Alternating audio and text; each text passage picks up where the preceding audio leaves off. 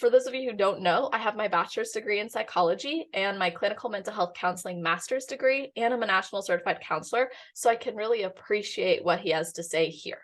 A lot of people sent me this video from Phil Heath this morning, and I was so glad they did. And they sent it to me because they know that I specialize in helping competitors with their relationship with food, their body image, and their overall approach to their goals. And I believe that you do not have to give up your goals as a competitor in order to have mental peace or maintain your mental health. And I love this video from Phil Heath. I am really impressed that such a legend in our sport came out and spoke about the struggles he's been facing with body dysmorphia. Listen to this. That's right. I have it. I've had it for a very long time, well over 20 years. But most importantly, over the last 2 years. Pausing it there. This is important. When I was watching this, I was like, now wait a minute. When did Phil start competing? 2002, 20 years ago. And when was the last time he competed? 2020. So just around 2 years ago, because it was the 2020 Olympia. This is important information, don't you think? Like I said, I don't believe you have to give up competing to have your mental health, but this is something important I wanted to point out because we can't deny the fact that bodybuilding has its risk factors. And if we can proactively prepare for those risk factors, we can work to prevent them from causing distress in our lives. Now, I'm not gonna pretend like I know exactly what Phil is going through because body dysmorphia actually has a lot of different subtypes. So it's important that we do recognize that what I'm sharing today is for psychoeducational purposes only and in hopes to just expand further on his message with some hands-on tools and some feedback and even research that supports what he's sharing in this video and might give you more perspective as well. So let's listen. How I deal with it. I get up in the morning, go to the bathroom, and I say, Phil, I love you. I love you for everything that life has thrown at you, and you stood tall and you decided that you wanted to do better. Wanted to do better. Okay, this is really, really interesting because what they found with people with specifically muscle dysmorphia, which is basically believing that you're not big enough or lean enough. Hello, bodybuilders. But what they found with people with muscle dysmorphia is that they actually were really motivated by constantly improving their appearance and their strength. They also found that those same people had that higher than their gym counterparts. And what's interesting to this point too is in the same research, they found that these bodybuilders were really motivated because exercise was part of their core identity. We're looking at someone who's been competing year after year after year for decades. You can't say that's not part of his identity, right? And although that you may have failed sometimes, you won a lot of those battles, a lot of those wars, and that you're worthy. You're worthy. This is awesome because we're looking at a male in the sport as well. And unfortunately, males with body dysmorphia or muscle dysmorphia actually show a lot higher emotional suppression. I would argue we see that with males across the board, but specifically with muscle dysmorphia, you see a drive to meet masculine norms. This, what we're seeing, is not a masculine norm. It's a man opening up about his feelings. And this is awesome because men struggle too. And I hope this encourages other men to get support, get help, or talk about it and know that it's normal and it's okay. And it's part of this. It kind of comes with the territory. I've spoken at numerous bodybuilding events. I've hosted numerous bodybuilding events and workshops myself, both online and in person.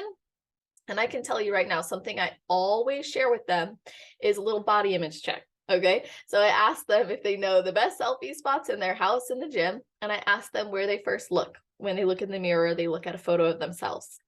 I speak to a lot of bikini competitors, and across the board, it's always shoulders, glutes, waist. Why do you think that is? It's because that's the standard we're holding ourselves to. So we're looking at a bodybuilder who's been holding himself to a high standard, and he's a champion.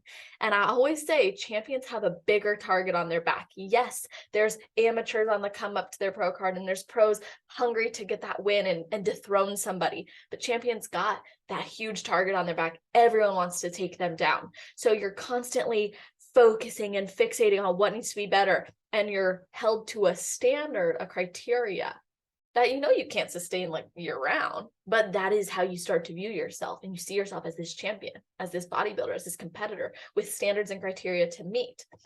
And I was interviewed on the Bikini and the Brain podcast with Adam Bonilla of Team Elite Physique and Ashley Kaltwasser, the competitor with the most wins in the IFBB Pro League, which is also awesome. So they interviewed me, and we got into a discussion around competitors and personality traits. And I went on a little rant about how I do believe that competitors have or would show higher traits of neuroticism. And I said that because we do have that fixation on the negatives or the things that need to improve. And we're working really, really hard to always improve them. And we tend to fixate on it and focus on it. Now, I also believe competitors are high and conscientious, as you guys can listen to the episode and hear my whole take on that.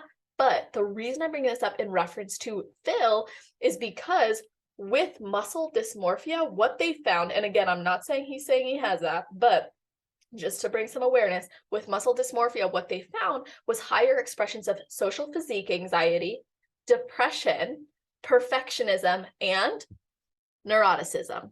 Just as I would have suspected. Now, that was research reported in 2017, actually, which is really interesting and cool. And I'll put all the references that I make in the description, but I just wanted to shine light on that. Now, let's listen to more of what he says about how to address this, because it feeds into some interesting principles regarding therapy, counseling, techniques as well. And that you're strong. And I want you guys to all know that you're strong and you are extremely worthy, but you have to start with loving yourself.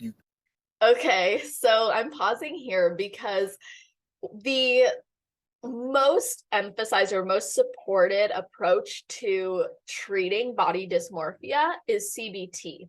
Now, it's arguable that that's because not enough other approaches have been tested and utilized, or compared to it, but it's still the most supported. And I do want to emphasize always to make sure that you're taking an autonomous approach. You're always honoring where you're at in your journey, and you're working with a professional who's going to honor that too. But I will say what is interesting about what he's sharing here is he's recognizing his emotions and what he's experienced. That's self-validation. He's recognizing his emotions, and he's giving himself kindness and loving words of affirmation. CBT urges us to address maladaptive thought patterns about our appearance when it comes to treating body dysmorphia. So I love that he's literally doing this and explaining how he's been helping himself, and it's a great technique that is applicable and derived from a CBT perspective. Cannot love others the way that you want to if you can't show love to yourself and show grace to yourself. Okay, so sidebar, it's so true. The more we can validate our own emotional experiences, the easier it is for us to validate others. Another thing to recognize is that when we take the time to do this for ourselves, we're actually setting ourselves up for success. What they found in research is by using detailed processing of those reactions to our appearance and actually utilizing emotional validation, there is a reduction in body dysmorphia symptoms.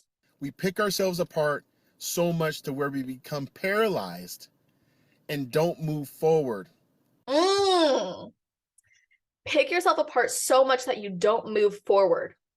I cannot tell you enough how often I see people not take steps in their journey to improve because they're holding themselves back due to these limiting beliefs or these harsh criticism and judgment. Granted, we're literally in a sport where we're saying, hold me to this criteria and judge me. We choose that, of course, and we go into it knowing that's part of it, but we don't always prepare for the way that could impact us.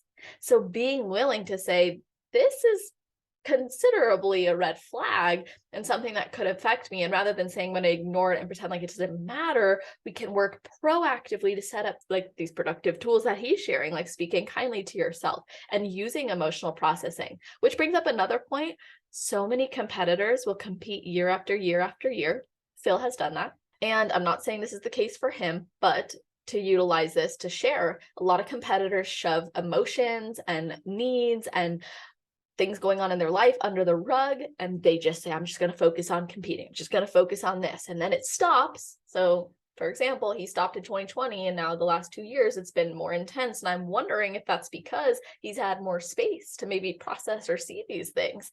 Again, speculation, but it is interesting, and it kind of lends some good insight into let's not shove things under the rug, especially men. Please, it's okay that you're struggling too. And to the women out there who feel like you have to hide it or it's not normal or no one else deals with it, we all deal with it. It comes with the territory of this sport, genuinely, and we can prepare to address it so it doesn't affect us so negatively or doesn't take us out of the sport that we love.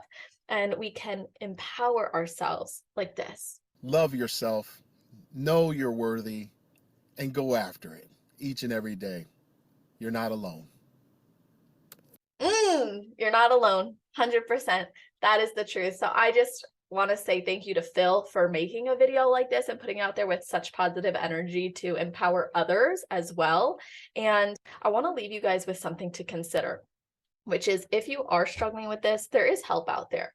I personally have tons of free resources on my website, www.celestial.fit. I've worked with men and women. I've worked with competitors and non-competitors, and I've made tons of resources, especially for competitors, on dealing with their food relationship, their body image, and addressing their goals and their needs and the changes that happen post-show and in prep and all through our seasons. So I do hope you'll consider checking out those free resources or any of the services I have there. You're more than welcome to DM me with questions or concerns you might have, or maybe questions about what I've shared here today, or expansion on various resources and research. And if I can't help you, I'll do my best to point you in the direction of someone or something that might be able to come in handy for you.